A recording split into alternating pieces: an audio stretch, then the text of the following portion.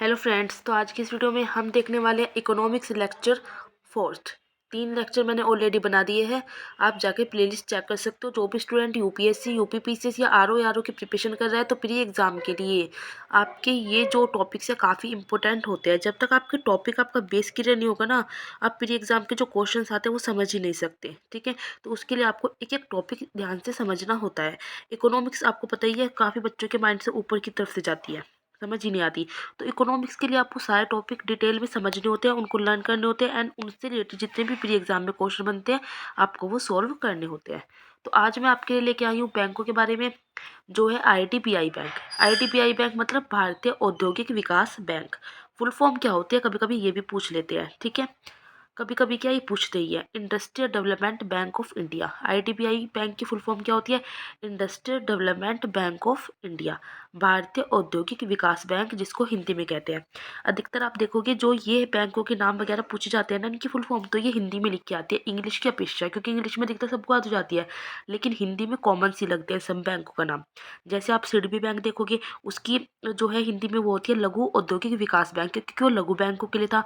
और ये है भारतीय औद्योगिक विकास बैंक, इसमें बड़े और मध्यम उद्योगों के लिए आई है। चलिए देखते हैं इसमें होता क्या है। सबसे पहले बात करते हैं स्थापना की। स्थापना आपको सबकी याद करनी है। 1 जुलाई 1964 में स्थापना हुई थी। आपको याद रखना है 1964 में नाबार्ड की भी हुई थी। ठीक है, बड़े और मध्यम उद्योगों को वित्त प्रदान करने के लिए, वित्त मतलब धन देने के लिए इसकी स्थापना की गई थी।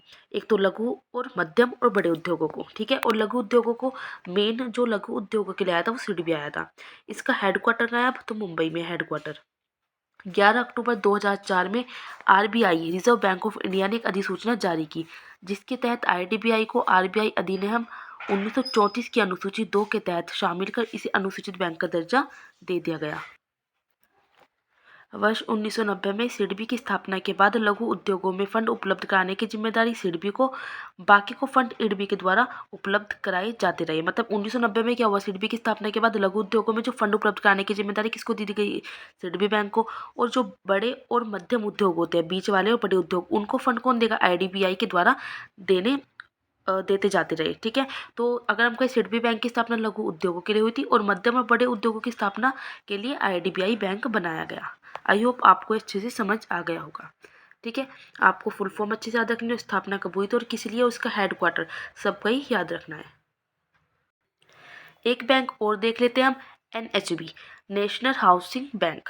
फुल फॉर्म क्या होती है, नेशनल हाउसिंग बैंक, राष्ट्रीय आवास बैंक। स्थापना कब हुई थी, 9 जुलाई 1988 में। इसका हेडक्वार्टर कहाँ है, नई दिल्ली में, याद रखना है आपको। ठीक है, उद्देश्य क्या है इसका, भूमि व भवन निर्माण सामग्री हेतु ऋण प्रदान करने हेतु एनएचबी की स्थापना हुई। नाम से ही पता चल रहा है, राष्ट्रीय आवास मतलब आवास दे रहा है, तो भूमि और भवन निर्माण सामग्री हेतु ऋण प्रदान करने हेतु एनएचबी की स्थापना हुई।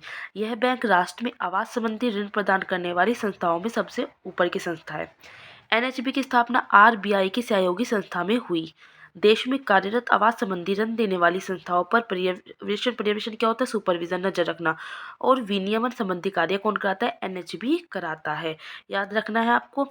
यह इसकी स्थापना आरबीआई की सहयोगी संस्था में हुई थी। मुख्यालय का है नई दिल्ली में। भूमि और भवन निर्माण सामग्री है तो एनएचबी की स्थापना हुई ताकि ऋण दे सके लोगों को। राष्ट्रीय आवास बैंक फुल फॉर्म है इसकी। 9 जुलाई 1988 को स्थापना हुई, नेशनल हाउसिंग बैंक। आपको क्या करना है, वीडियो को पॉज कर लेना है और अपने नोट्स बना लेने हैं।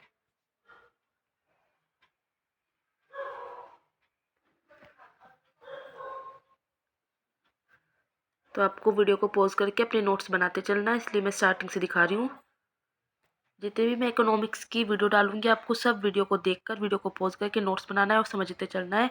इससे आपकी इकोनॉमिक्स आप देखोगे काफ़ी सारे आपके टॉपिक मेरी वीडियो से, मेरी लेक्चर से आपके क्लियर हो जाएंगे।